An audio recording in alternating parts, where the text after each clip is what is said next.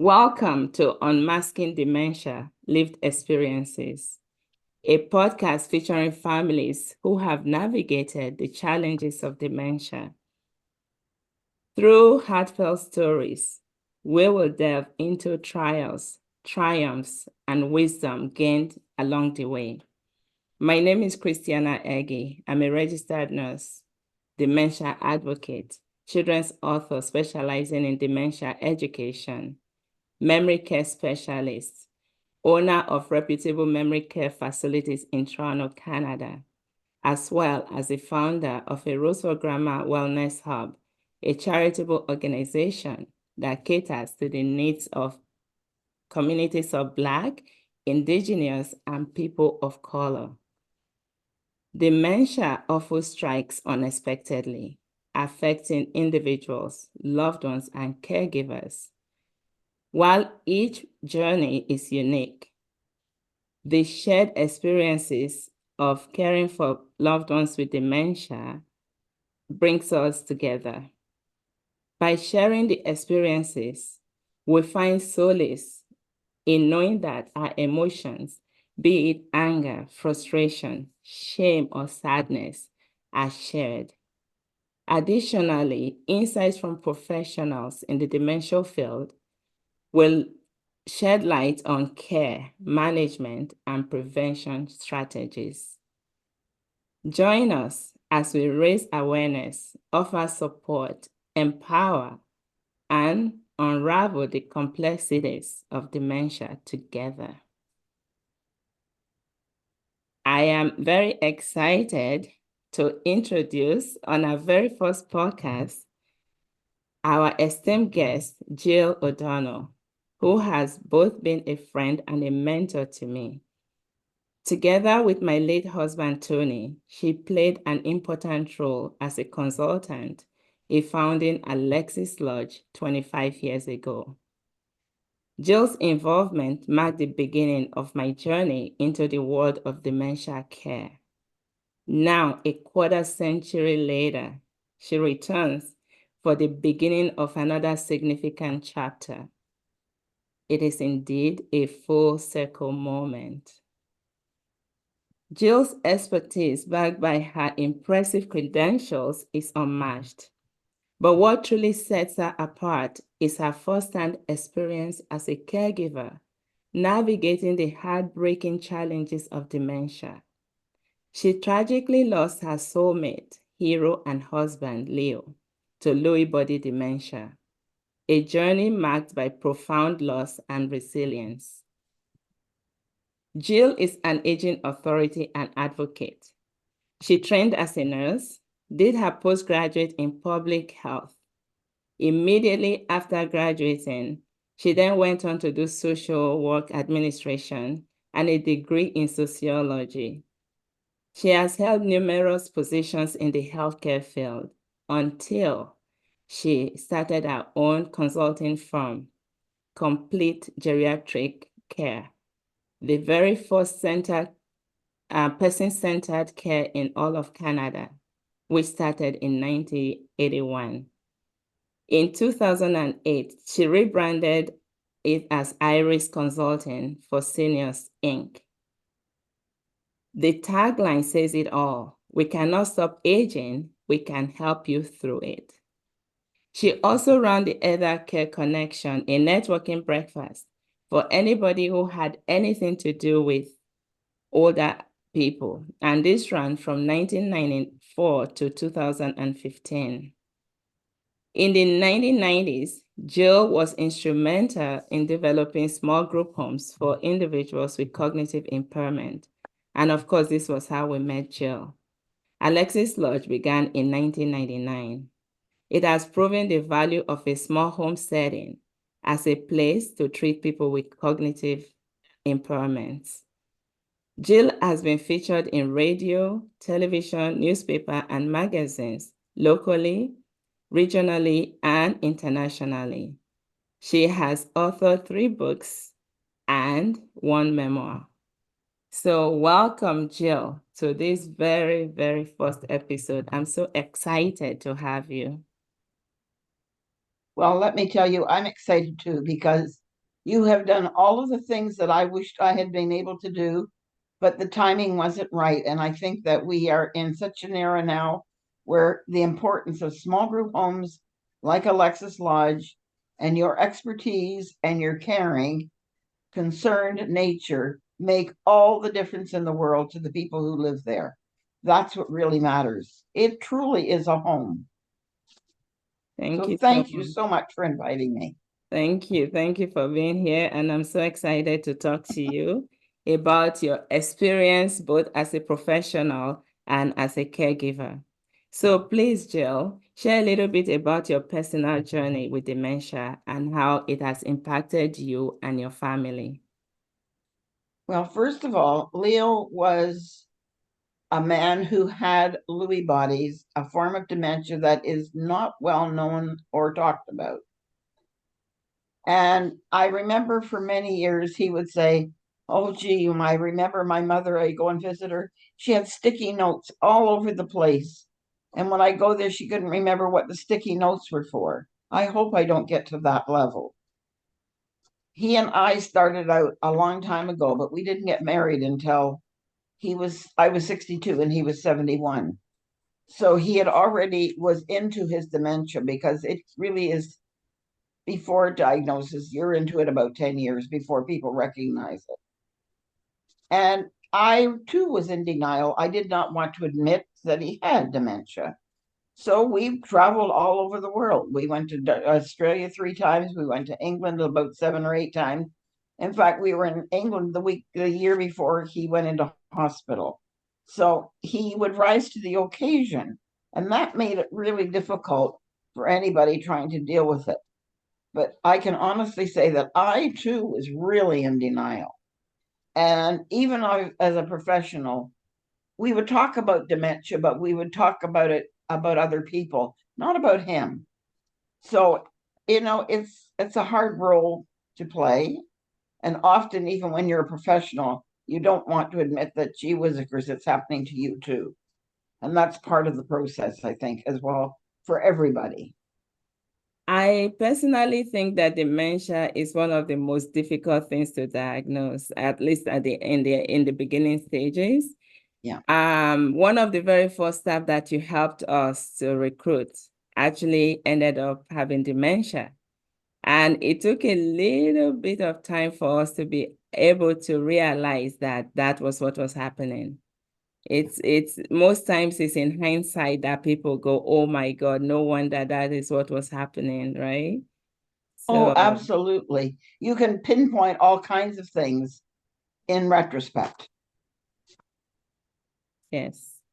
So, my next question for you would be, what are some of the initial changes that you recognized when he started? And like we just said, it's really difficult, right? So, Absolutely. yes. And when you finally realized what was happening, how did it make you feel? What were your fears? What were your concerns? Well, first of all, for the longest time, as I said, I was in denial. And then when you finally get the diagnosis, you think, oh, good, I was right all along. But he was so far gone at that point. I remember sitting in the den with him, and he'd be looking up at the ceiling and at the walls and looking around. He'd say, honey, I know you can't see them, but there's writing on the wall. And that is the time teller of dementia with Lewy bodies. And I would say, close your eyes. So he would close his eyes, and I'd say, let's count to 10. And then at 10, I'd say, open them up. And he'd say, oh, thank goodness it's gone. That sort of thing. And then what happened, that was on a Thursday. And on the Sunday, he was admitted to hospital. And I was very frustrated because he was given antipsychotic drugs. Never, never, never should you give somebody with Lewy bodies antipsychotic drugs. So he was berserk. He was crying and screaming and trying to get out of bed. It was very difficult. The second day, they got a sitter for him. The second day I went to see him, he was tied with his legs and his arms to the bed. And I immediately went in and took them off. I said, nobody consulted me about this. This is illegal. Well, they were all apologetic, of course. And I said, I want something done properly for my husband. So I got him into the memory floor. That was a blessing. He was probably there for about 3, 4 weeks. And then the doctor said to him one day, Mr. O'Donnell, we're going to move you to palliative care to show you what kind of a sense of humor he had. Well, he said, Doctor, when am I going to die? The doctor looked at him and he didn't know what to say. And I'm sort of standing in the background with a grin on my face. And the doctor's struggling like mad. And Leo said, you see, I'm past my best before date. He had a wonderful sense of humor. And I think that sometimes when people are more highly intelligent, this is what happens. They can hide it for a lot longer. They don't really want to talk about it, so they don't let anybody know, and they cover on a continuing basis. So that's really what happened with him. And the best thing, go ahead. I was going to say the best thing that came out of this was they actually did a 6-minute tape on my concerns, and it's being used as a educational tool at the hospital. Wonderful, wonderful. Where can we get that? Or is it specific? I can get it for you on a memory stick, but otherwise no. But he was having falls. When they finally diagnosed him, he had fractures of his pelvis, his spine, and I can't remember what else it was. And they would ignore all of this. And I said, listen, he's got to have something wrong. He has osteoporosis. He's going to have problems. Again, it's the whole system is not designed to deal with these people. I mean, strangely enough, I was recently in hospital and I ended up in the same room that Leo was in. Are you serious? Oh my Yep, God. A314. Oh my And there were two gentlemen there with dementia. One Oh. was Harry and the other was George. And in the middle of the night, they come wandering into the room, which is common. And the nurses would say, George, come on out here. Sit down. Come on, George. Come on, Henry. I finally shouted at them, stop telling them to sit down and give them something to do. I'm so frustrated. Yeah, I was just thinking that, your expertise would have kicked in. Yeah, the thing about Lewy bodies is that they tend to retain their memories for a very long time. Like, Yeah, and it comes in and out. Mm-hmm. And like you you can said, have long periods of lucidity and then bang. Like you mentioned at the beginning when you talked about, when you get him to count to 10. So when they're in that delusional state, it's almost like they are in a different world. And then when you can Totally. snap them out of it, like, then they come back. And yeah. Wow, that must have been really difficult. And my God, how did you feel though being in that room? Must have brought back such sad memories. Well, it brought back a lot of memories, I'll tell you. Fortunately, I was in the other bed because Leo was by the window and I was not by the window. So it was a 2-bedroom and I was lucky that I wasn't. Then it would have been I would have been frustrated. It's really But sad. it just, I remember when I attended a viewing, and it was in the same room where my husband had laid in state, right? I couldn't stay, I had to leave. And the people there understood. It just brings it all back. And, wow. I'm glad and you're all that feeling hurt better. and anger and frustration is there too. Yes, Oh, yes. absolutely. It breaks my heart when people with dementia, especially the really old people, like you remember Mr. Smith, one of our first residents, 97-year-old Oh, man, yes. restrained in a hospital bed. That broke my heart. Yes, I know. he was verbally I know. aggressive, but he couldn't even get out of bed after I pleaded with them to release And him. that was fine too. And then they yes, and they said, oh, when you leave, we're going to restrain him again. I'm like, but he can't get out. He's not going to hit you or anything. So, but I think we've come a Right. long way with dementia care since 25 years ago. They tend to be more understanding and more gentle with people now. But the sad thing is because hospitals are understaffed, it's difficult to do the care for, give the The thing is, attention that they need. most care facilities don't understand dementia. And that includes hospitals. The nurses are only trained to deal with sick people. People with dementia aren't sick. They have an issue that is quite beyond their depth, and they need help to get through it. It's a whole different thing. You can't just give them a Band-Aid and say, go away. And that It is just why we doesn't need work to that talk way. about it more. This is why I'm trying to do this podcast so more people will hear, listen, and learn, just because Right. people are so different and this knowledge is so, so needed. Well, as I And said, I feel that my world went from glorious technicolor to varying shades of gray. And that's exactly what happened. Suddenly, everything is so different. You have to adjust your whole world to it. exactly. It's such a lose-lose situation. Like I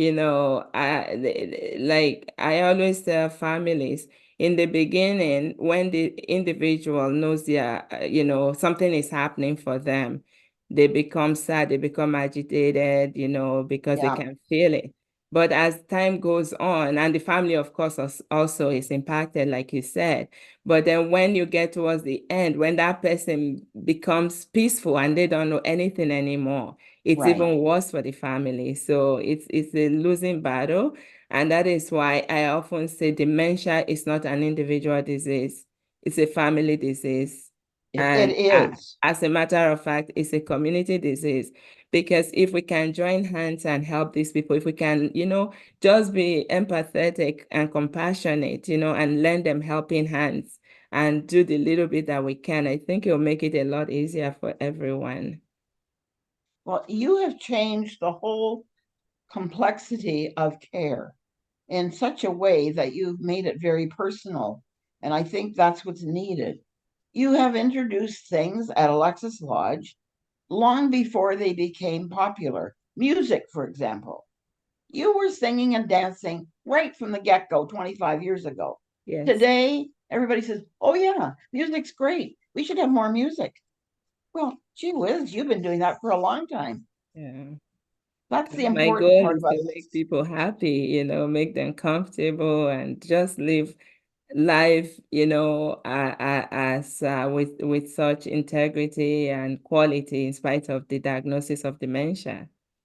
Exactly. And the look on people's faces when they are happy, when they hear music that they like, even where I live, which is like a retirement home, when we have programs, we have two ladies who are turning 100 next, and one in April and one in August.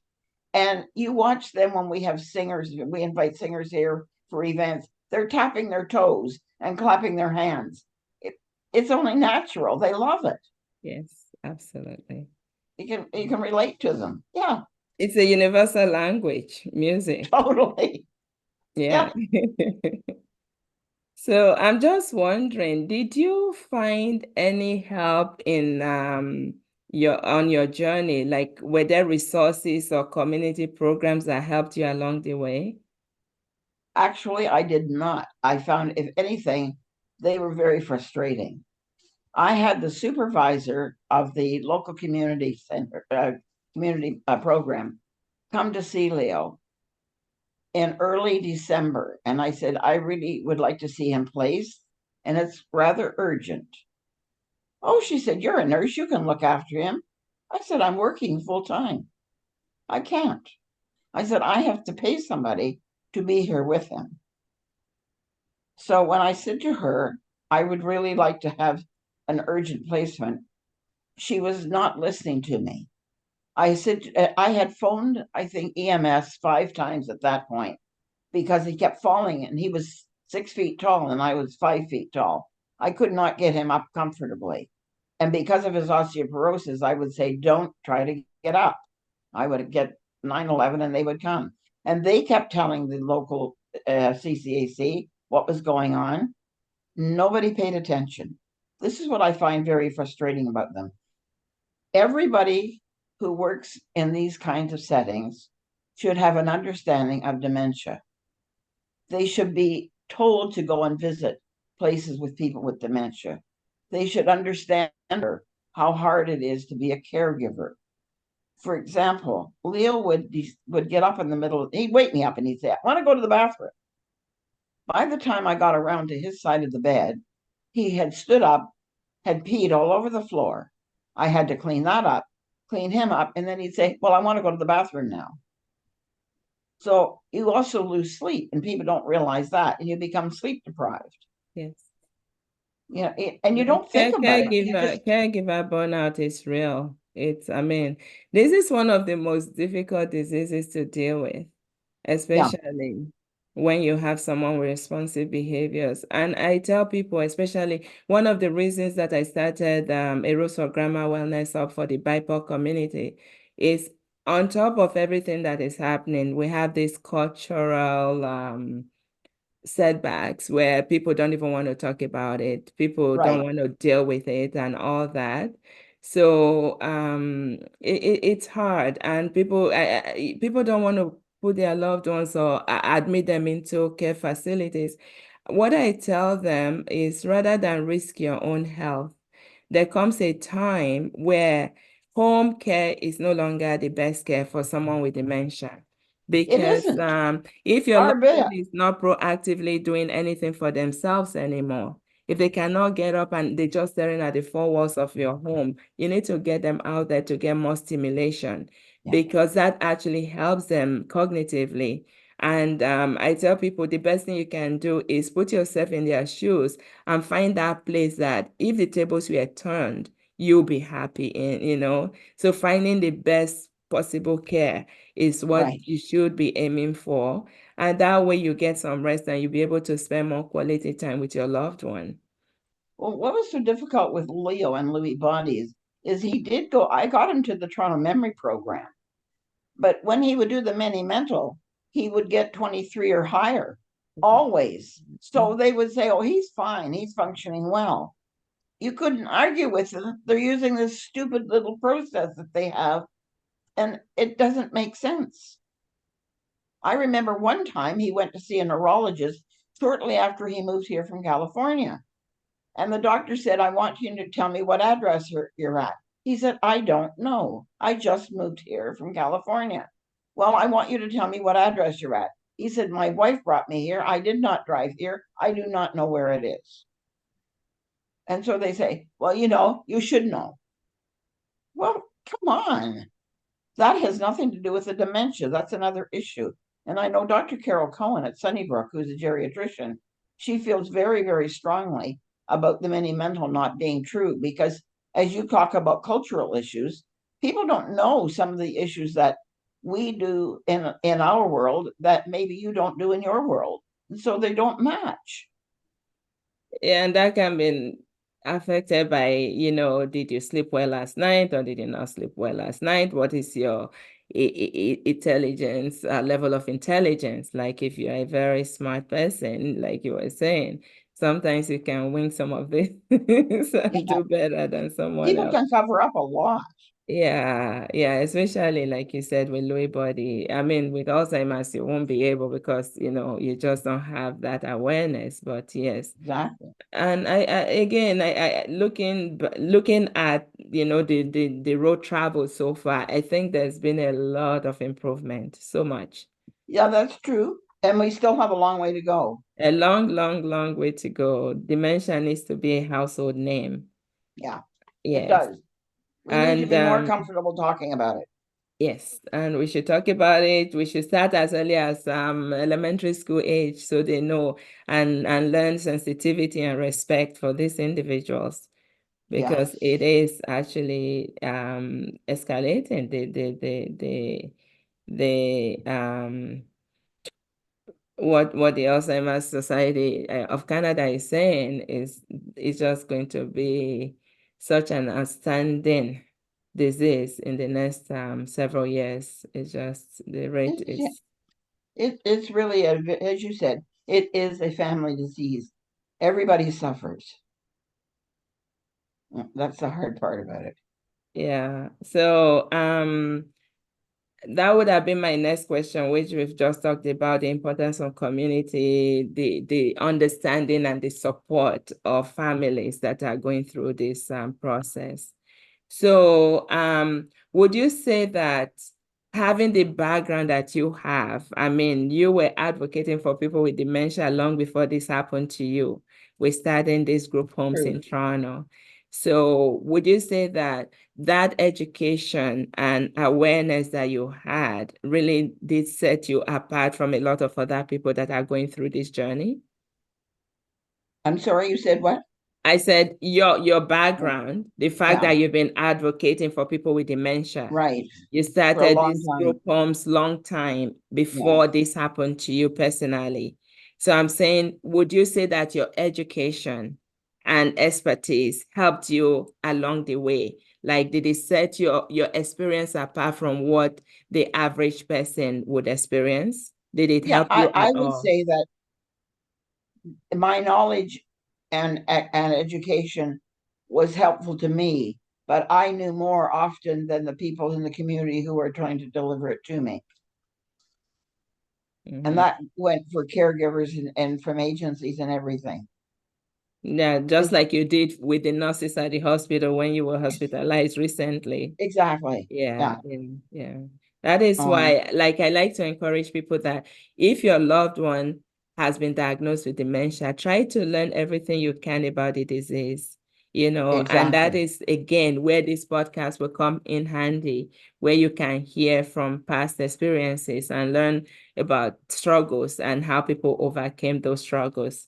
So, on that note, I'm going to ask you to please give us a reflection of your experience and, give us some insight and also some words of wisdom for other families that are going through this devastating disease journey. Well, first of all, I think, as you said, a diagnosis is necessary. If you have a diagnosis, then you can get the right medication and treatment.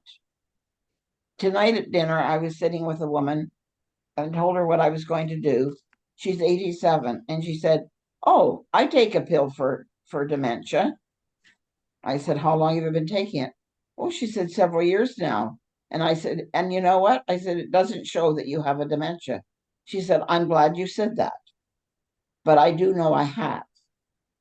And I think that treatment is has made a big difference. Yeah, Also, by learning more about the disease, like the introduction of music and dance, these are things that really, really help people tremendously. They don't cost money, no, but they have an impact that is so important on one's life for everybody.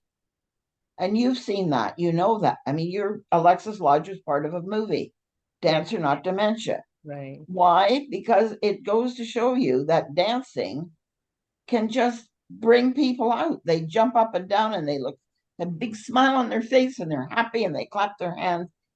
It's a whole new world. Yeah. And knowing what the person has been diagnosed with helps tremendously because, as you and I both know, there are more than 38 different kinds of dementia. Everybody that has a dementia doesn't have Alzheimer's. And you've already written two children's books, one about vascular dementia and one about Alzheimer's. And I think it's fantastic because you're helping children who are part of the whole family understand better what happens. Yeah. I think this is important that kids also get drawn into the picture because they're part of the whole. They really are. And I they, know. they they have a lot of creative ideas that they can contribute, and they're resilient. And if we don't bring them into the fold and they Yeah, start to make up their own mind or their own stories about what is happening, they might start to think that grandpa or grandma doesn't love them anymore. And they can, exactly. And they that's how can far start from the to case. act up, internalize these feelings and even probably even go into a depression. So that is why it's so important to come together as a family, talk about it, and work together to create a healthy environment for everyone. And then the other thing is like apart from the denial, um, family care partners, like the politically correct way to say it these days, caregiver, caregiver burnout is very real. It And is. some older caregivers will actually die before the people that they are caring for. So Yeah, and that this is is the other why, thing when people don't plan ahead. yes, that is why I say it's a community disease, because if we come together as a community, like, if we understand the disease and you have friends whose loved ones are suffering, you can lend a helping hand to your friend. You can offer to go sit down with their loved one. You can bring meals, and This is so what, forth. like, don't be afraid to ask for help.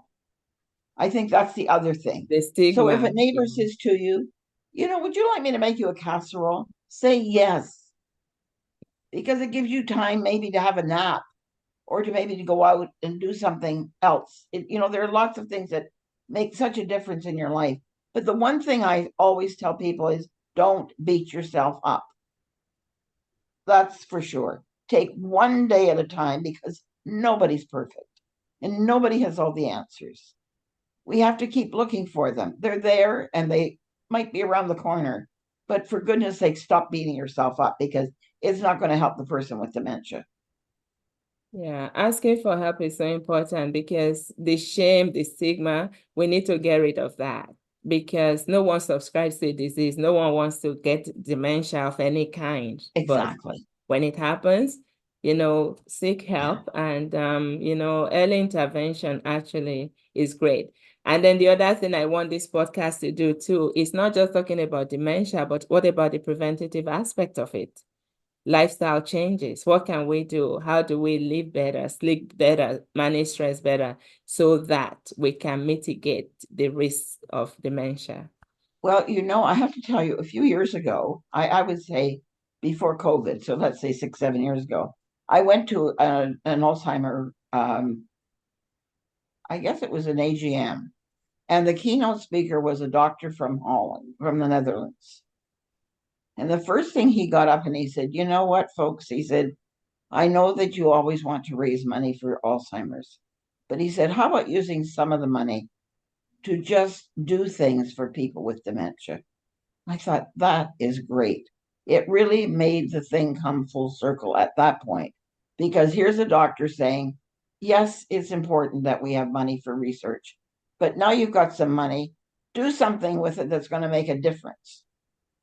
And I think that's when things like the MP3 players became important. I think it was even before that, Yeah. Mhm. because people started to say, oh, well, let's do this. So that happened. And then people started to listen to music. That brought that on, and it moved it even further into that realm of music, dance, and all of those things that are real to us. And I think that what's sad is when people plop their loved ones in front of a TV without any guidance, because that is the worst thing you can do. They'll start talking to TVs. That isn't what they want to do. They need to do things together. If they used to go skating in the wintertime, take them skating in the wintertime. If they used to go on long walks in the summertime, take them for a walk in the summertime. I know you do that at Alexis Lodge. That's so important. It's part of living. You're not just cooped up in a room. You want to be part of a whole environment. And I Yes. think this is what, as I said, for caregivers, don't beat yourself up. You're Mhm. all doing the best you can. Yeah, and a diagnosis of dementia doesn't mean life is the end of life. There's still so much It can that be the people beginning. with dementia can do. You just have to do things differently. So I do hope that our listeners have learned one or two things, or something has resonated with somebody. And I just hope that you continue to join us as we join hands with you to unmask dementia. Thank you so much, Jill. It's been such a pleasure. I'm so happy that you were able to join me tonight. Thank you for having me, and the best of luck in this program. I think it's fantastic.